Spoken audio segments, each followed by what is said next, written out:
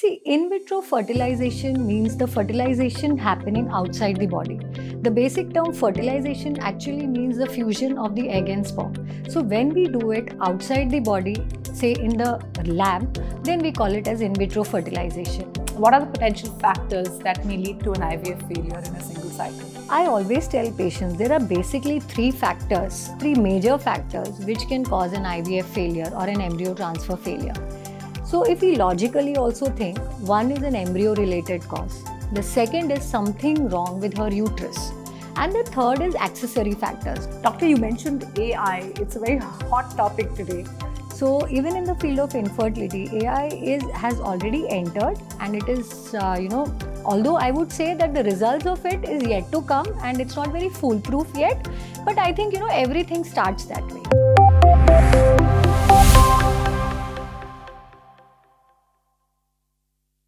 Welcome to another episode of Fertility Tales powered by Nova IVF, where we dive deep into the world of fertility, sharing stories, insights, and expert advice to guide you on your fertility journey. I'm your host Simrat, and today we have a very special guest with us, Dr. Aswati Nair. Dr. Nair is a beacon of hope for couples navigating the complex journey of fertility. With over 14 years of experience in reproductive medicine, she has dedicated her life to helping bring joy to families. She specializes in treating complex cases such as endometriosis, recurrent IVF failures, and male infertility, making significant strides towards making IVF more accessible and affordable. Today, we are going to tackle a topic that touches the hearts of many, recurrent IVF failures. Dr. Aswati, it's a pleasure to have you with us.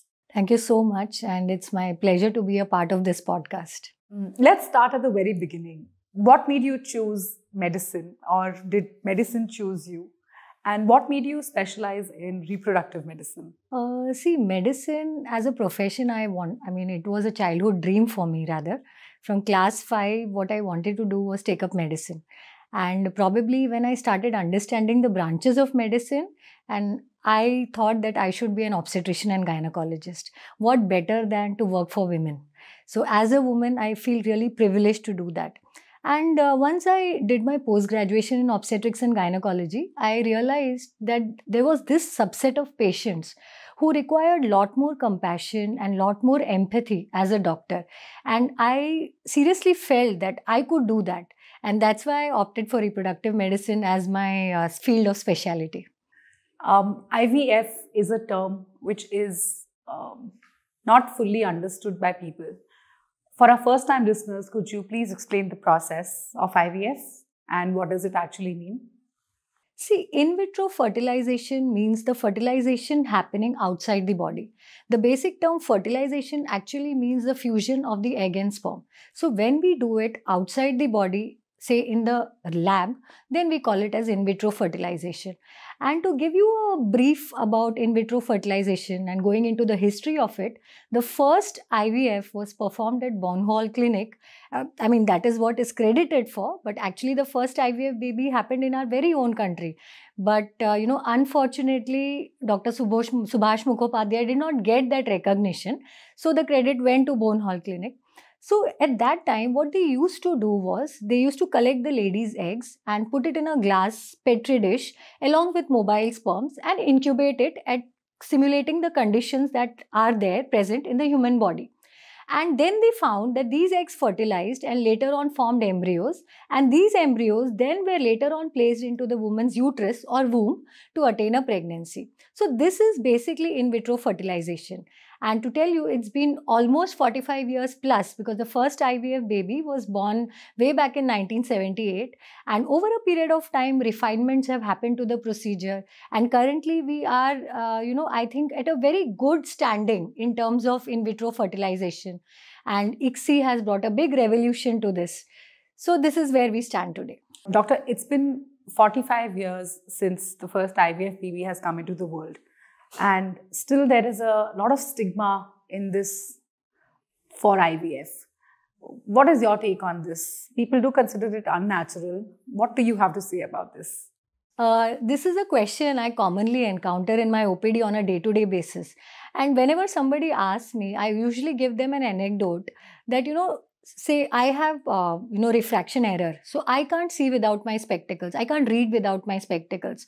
So if I want to see, say, the same thing that probably a person without a refraction error has to see, I have to wear my glasses. So what am I doing here? I'm using science to, compensate for something that I am deficient in, right? So IVF to me is the same. And, it has to be taken with the same understanding and same gesture. Only then, we can help out so many people who actually require it. So I understand there's a lot of stigma and a lot of myths associated with this. But I think in the coming times, I see those myths slowly disappearing. I see that people are accepting it as a technology which can be used to help childless couples to have their own baby. Okay, coming back to the steps of IVF, could you break it down for us? What are the steps involved? So as I had mentioned earlier, IVF procedure involves fusion of the egg and the sperms outside in the lab to achieve the formation of an embryo, which is then transplanted into the uterus of the lady. So the first basic step here is to stimulate the ovary to grow the eggs. So that usually what we do is we call the patient on the second day or third day of their menses, and from the second day or third day of the menses, we give them some injectables and some oral medications which will help us to grow the follicles or the eggs in the ovary. It roughly takes around 10 days of injectables and medications for the eggs to attain that size that they can be taken out. And once the size is attained, we give them an injection which is very popularly called as a trigger injection. So that's the last injection in the chain. And after that injection, usually close to 34 to 35 hours, we pick the eggs. Now this egg pickup procedure, or ovum pickup as we call it, we do it under sedation because it could be a slightly painful procedure. So once the ovum pickup is done, the husband also gives the semen sample. And then, after the eggs come out, we actually grade the eggs in terms of their maturity. The husband also gives the sample, and from his semen sample also, good sperms are segregated out. Here at our clinic, we do ICSI as a protocol. We do ICSI for all our patients because of better fertilization rates and ultimately better pregnancy rates. So what we do is, into each mature oocyte, we inject one sperm and we incubate it. And then on starts the journey of these embryos. So next day we check how many of them fertilized, and from there on again we check on day 3, and we as a clinic, we prefer doing blastocyst transfer. So we grow them till day 5 stage, and on day 5 we either transfer the embryos back into the womb or we can freeze it there. So if you are transferring in the same cycle, it is called as a fresh transfer. And if you are freezing the embryos on day 5 and transferring it on a later date or in the next cycle, that is called as a frozen embryo transfer. So this is in a nutshell about the IVF procedure.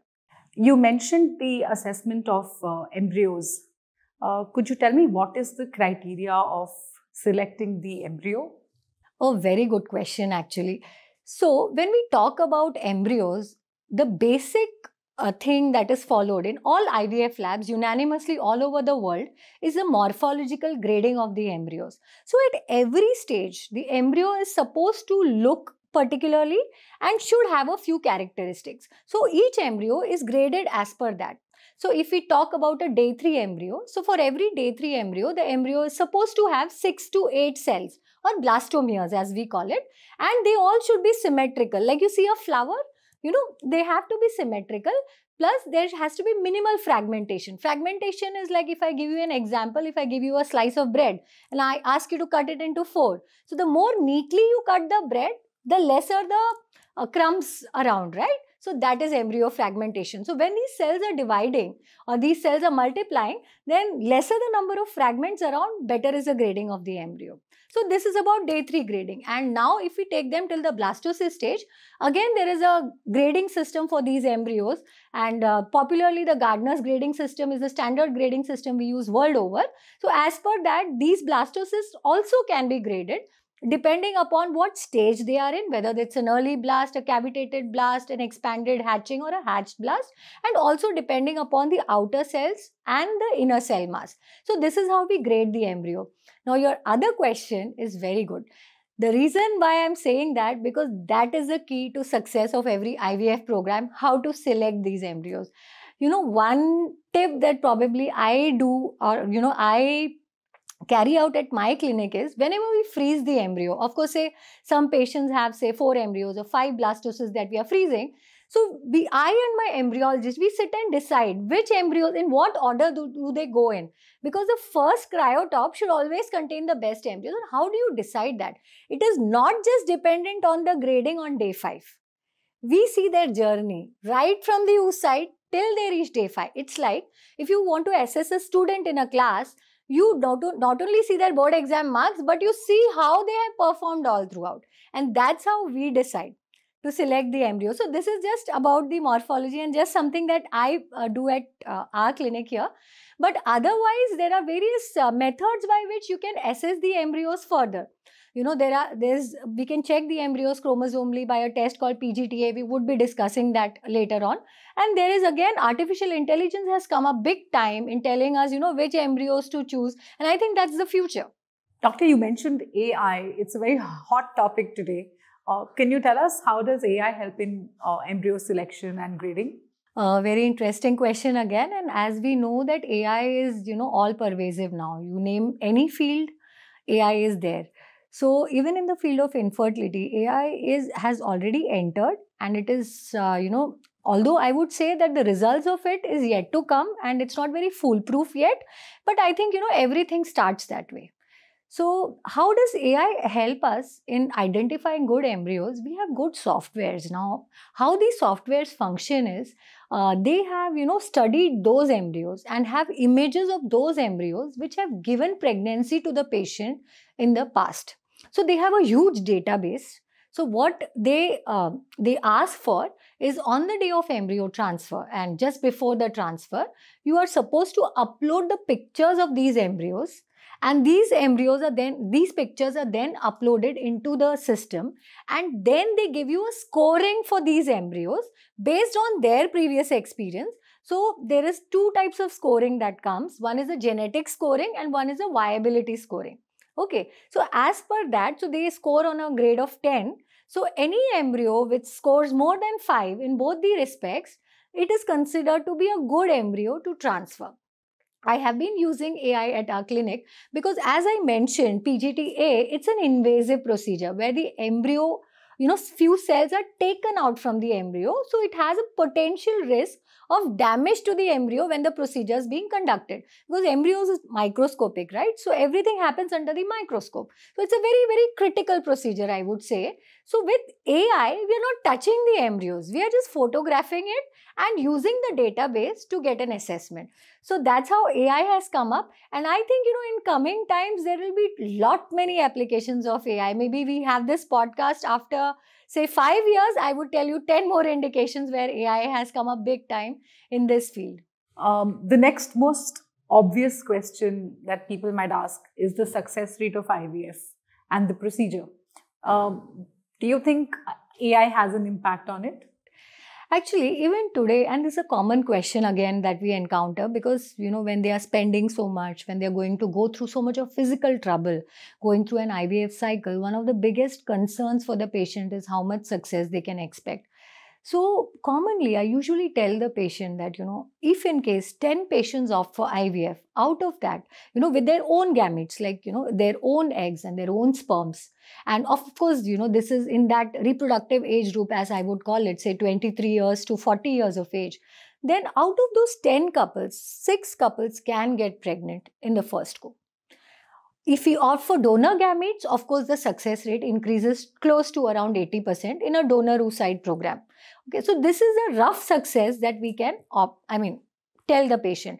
Of course, all said and done, the take-home baby rate for IVF, even in the best of the best clinics in the world, is close to 50% only, because there's a mandatory 10 to 15% risk of miscarriages or ectopic pregnancies, as we see in natural conceptions also.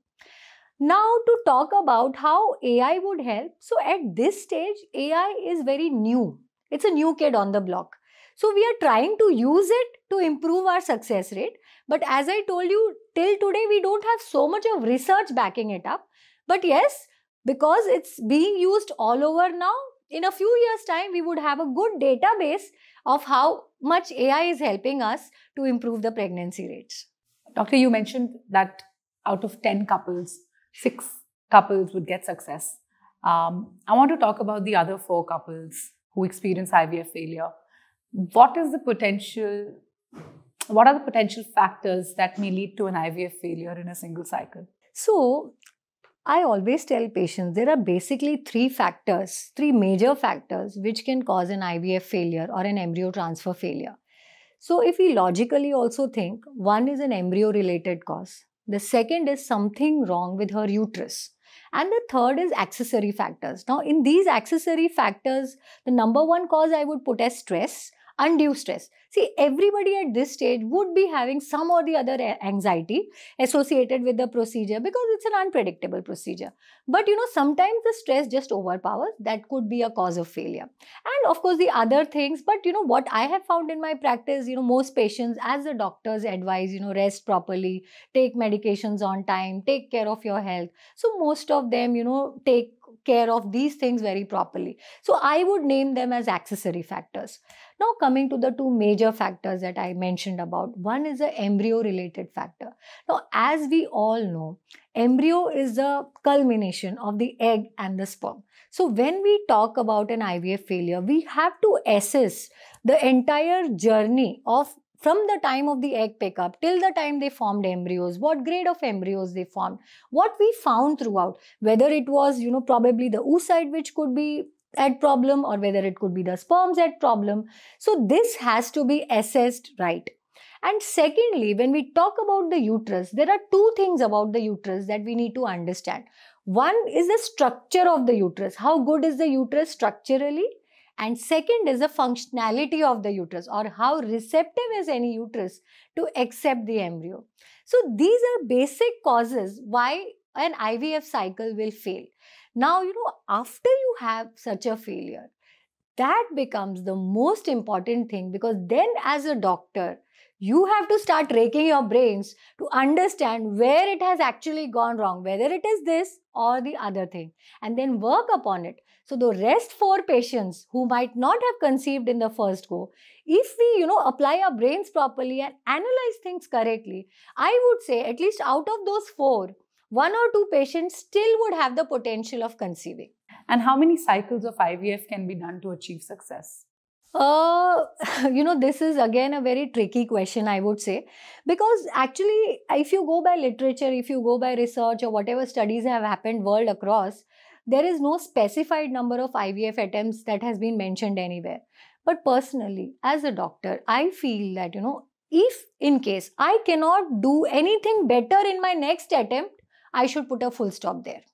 So for me, if I see a patient who has gone through, and over a period of time, I've gained the reputation of treating these multiple IVF failures. So that is why I was interested in talking about this through this podcast.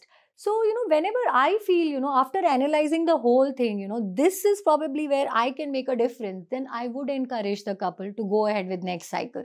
And here, at my clinic as a protocol, what I do is I investigate them thoroughly first.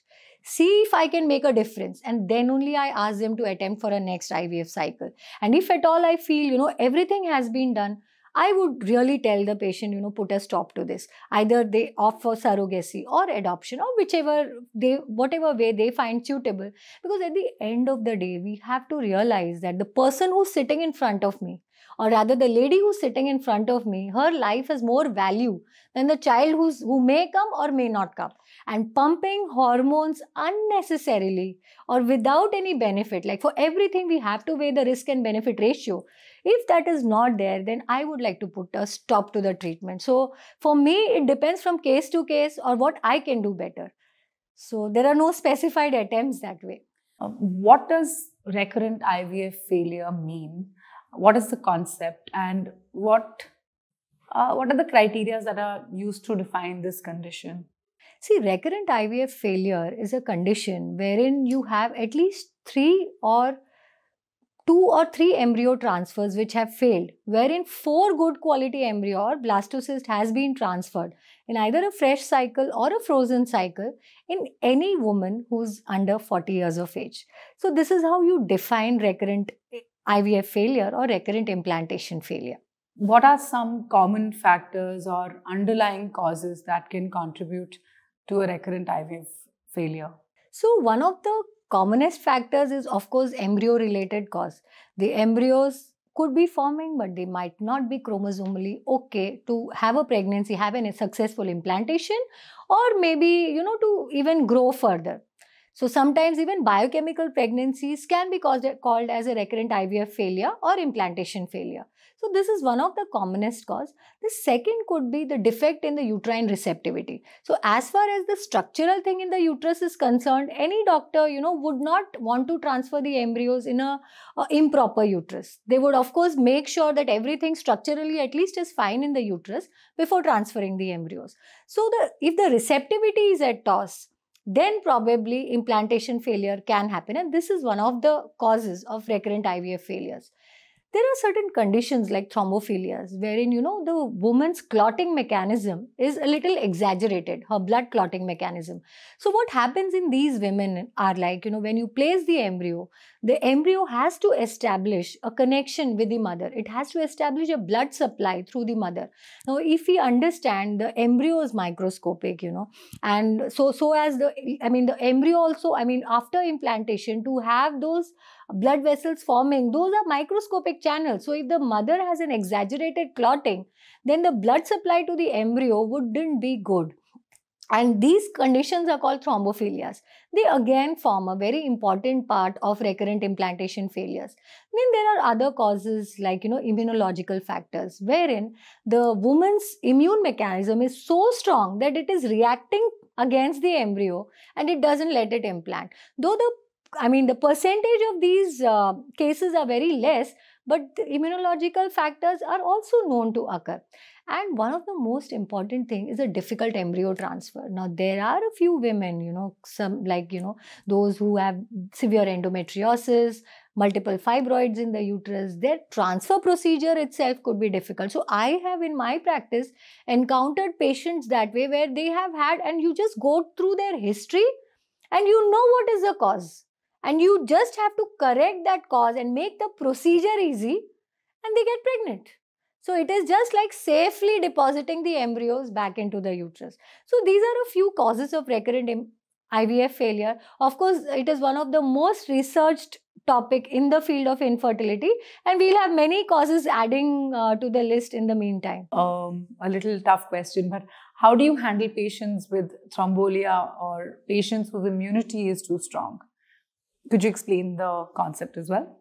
See, thrombophilias is one of the easiest conditions to treat. So basically what we put these women on are blood thinners or antiplatelet agents. So ecosprin is one of the commonest drugs. Heparin is very commonly available. Though I would, in terms of safety, I would rate these drugs a little low. But then, if given judiciously, these drugs can beautifully help patients with thrombophilias. So especially in those patients where we have unexplained failures, we do add these patients on these medications. As far as the immunological factors goes, putting the immune system a little down just during that phase of implantation, or, just say maybe in the initial 2 weeks where the embryo is supposed to implant, just decreasing their immune response a bit by adding very low dose steroids or immunomodulator agents like hydroxychloroquine. And there are certain injectables or drips like intralipids which can reduce the natural killer cell activity. Though these are not very evidence based, but for a patient who's having recurrent IVF failures, the patient is also as desperate, and the doctor also sometimes, considering, of course, primum non nocere. So that is what is principle of medicine is first do no harm. But with these medicines, when it is given very judiciously and in a safe environment, sometimes these work wonders. Are there any specific diagnostic tests or evaluations that are typically recommended for individuals who are experiencing recurrent IVF failures again and again? Yes. So if we just divide it into two parts, we deal with the embryos and the investigations associated to improve the embryo quality, and we divide it in the endometrial part or the endometrial receptivity part. So if we talk about the embryo, as we know, the embryo is egg and sperm. So there are certain changes, there are certain medications, there are certain antioxidants which have now research has found that use of these could improve the oocyte quality a bit. So, of course, there is nothing foolproof yet to improve the oocyte quality, but still, you can work on those lines. Lifestyle modification can help in a big way to improve the gamete quality, your stress levels, if you are into any kind of addictions, all those can be curbed. Because, even in today's time, even women are smoking, they are into taking alcohol on a regular basis. So all those can improve the egg quality. Coming to the sperms, there are a few advanced tests that can be done on the sperms where we can identify whether the sperm's DNA integrity is absolutely intact or not to form a good embryo. So apart from the routine semen analysis, we can do a sperm DNA fragmentation index to identify how good the DNA or how intact the DNA of the sperms are. And, as in totality, to check an embryo chromosomally, we have tests like PGTA, which is an invasive test. As I told you, we take out a few cells from the embryo, subject it to genetic testing. So next generation sequencing is the modality now, and by which we can identify which embryos are chromosomally normal and which ones are abnormal. And then again, modalities like AI and everything. So as far as the endometrium is concerned, we have good imaging facilities now, good 3D ultrasounds available, which can identify even the smallest thing in the uterus. And if you find a suspicious thing in the uterus, you can always go ahead with a hysteroscopy where you actually put in a scope, check into the uterus. If you find something abnormal, you can correct it right then and there and make the uterus proper. And then talking about the receptivity, we can do the endometrial receptivity array, which is actually a breakthrough. And here at the clinic, I have really found a good success rate with this particular investigating modality. And we've had pregnancies in so many women who were actually unable to conceive, through the routine IVF procedures.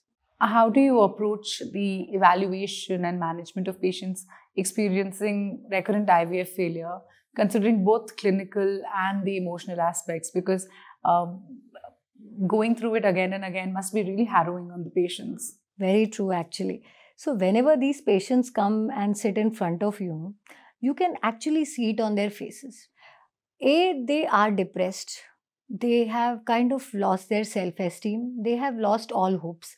Because, for every couple who's battling with infertility, they think, okay, IVF is there, IVF will come to their rescue. But when IVF fails, and that too recurrently, they lose all hopes.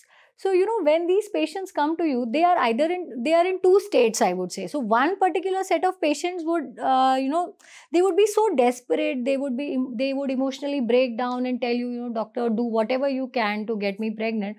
And there is one other subset of patients, you tell them and they've been there, done that, okay, you say things, I know.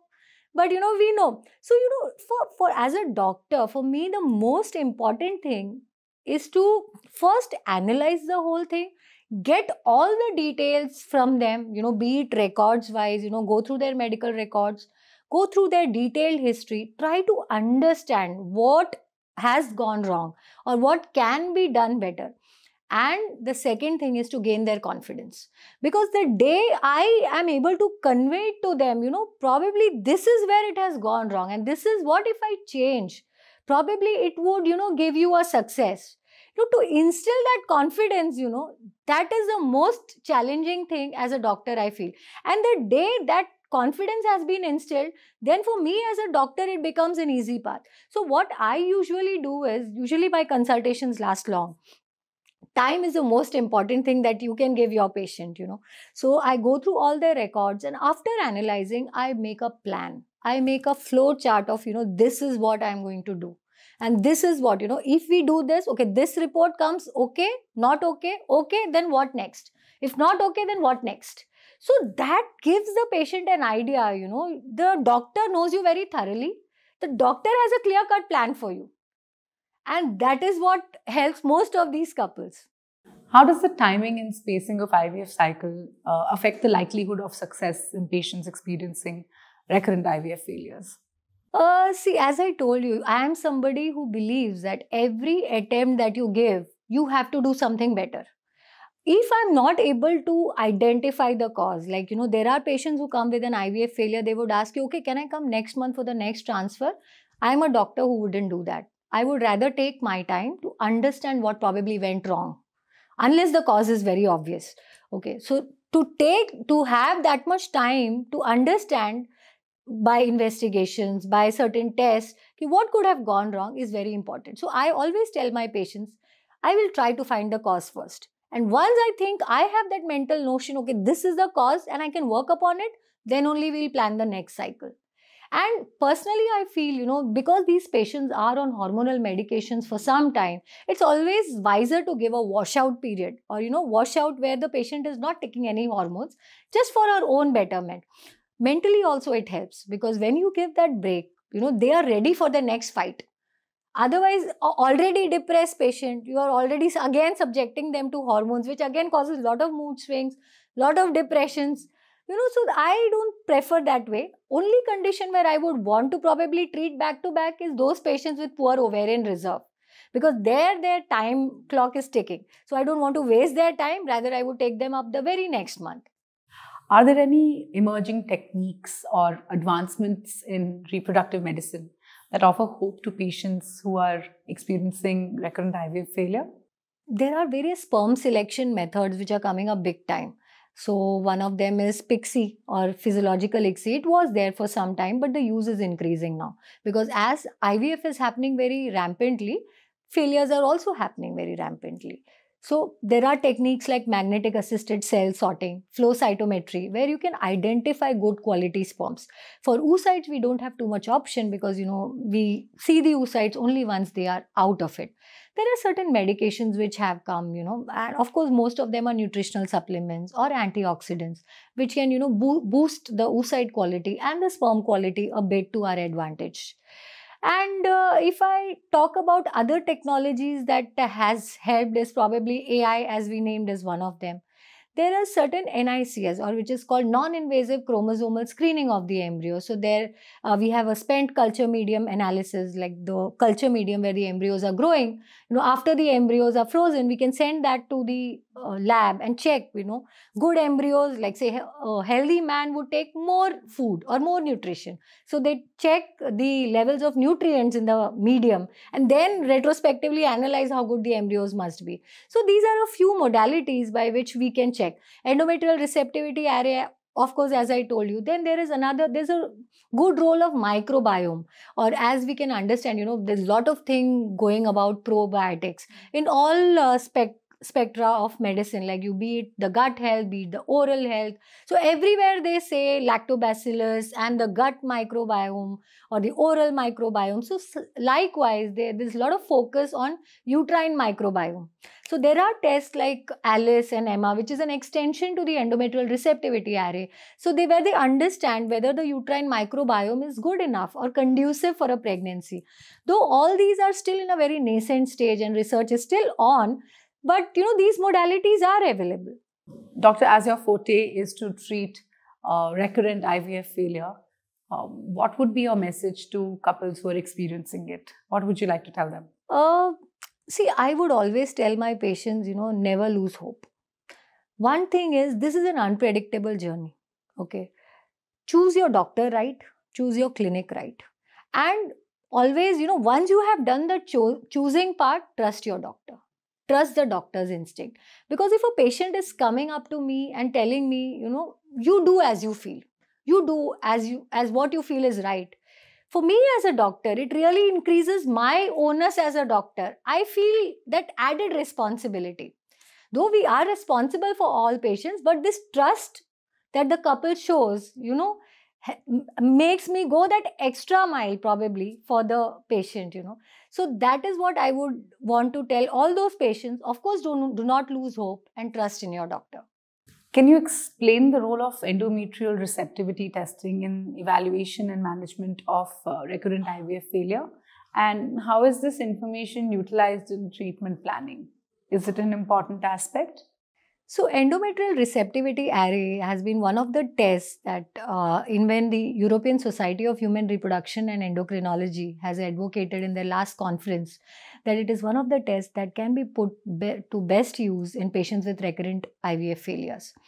Now, what is this test about? So, as we know, the uterine receptivity or the acceptance of the embryo by the uterus is a very crucial thing for implantation. So usually most women are born with receptive uteruses, or their uterus would follow a particular pattern. Now, there will be a few women, and if we categorize, especially these are women with unexplained infertility, and they would be around 10 to 15% of those population who are undergoing an IVF program for some or the other cause. And out of these 10 to 15 women can have their uteruses non-receptive, or they are not ready to accept, the uterus is not ready to accept the embryo in a usual pattern. So this test in particular identifies whose uterus is in the receptive category and whose uterus would be in the non-receptive category. And again, in the non-receptive category, we have two of this thing. It could be either pre-receptive. Pre-receptive does not mean that it's getting ready earlier, rather it's getting ready late. Like usually when we transfer a day 5 embryo, so the uterine aging is determined by how many hours have we given the patient progesterone. So for a patient who has taken the progesterone hormone for 5 days, her uterine age would be day 5, and day 5, as we know, 5 days is 120 hours. So at 120 hours, we usually keep the embryo. And a day 5, ready uterus should be able to accept a day 5 embryo or a blastocyst. So this is the usual calculation. Now there will be a few women whose uterus would be ready to accept the embryo, say at 145 hours or 160 hours. So this test exactly tells us if the uterus is non-receptive, then at what point of time after starting progesterone, her uterus would be receptive. And so, when we do the embryo transfer for that particular lady, we transfer exactly at those hours after starting the progesterone. So, here what we do is we time the embryo transfer, and so this test is also a modality for personalized embryo transfer. It's not like usual for everybody. It's for that particular patient, her uterus is best receptive at those many hours of progesterone. So, this is what we try to simulate. And that is how this test helps quite a few of these women with recurrent IVF failures conceive. Doctor, can you share any unique experience of treating a woman suffering from recurrent IVF failure? Someone who has gone through it multiple times and then you were able to help them out?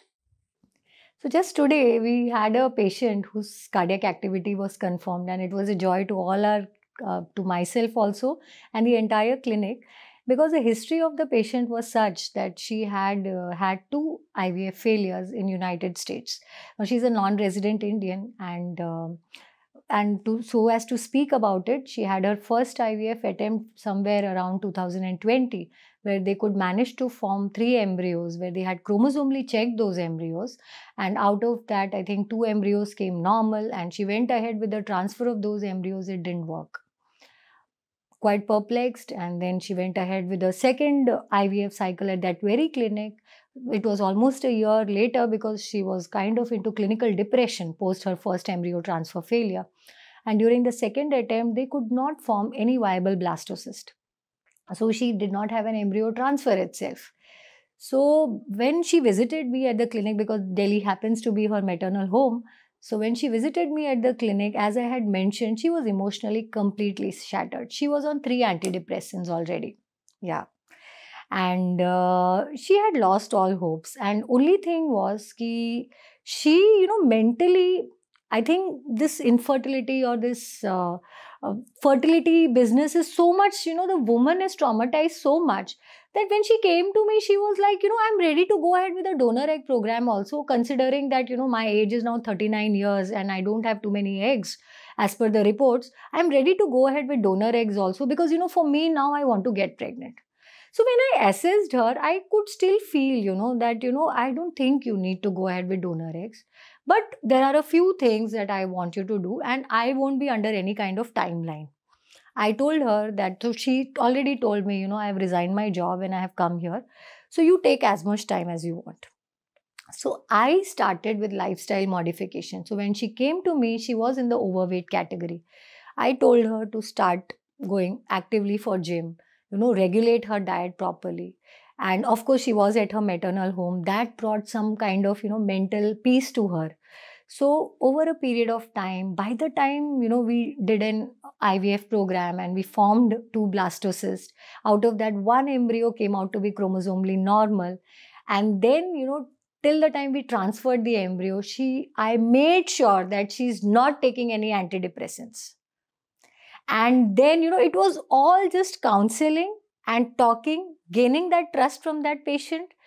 And then we transferred that embryo, that chromosomally normal embryo, and we had a pregnancy. Her beta HCG was close to 1300s, and today we had her cardiac activity.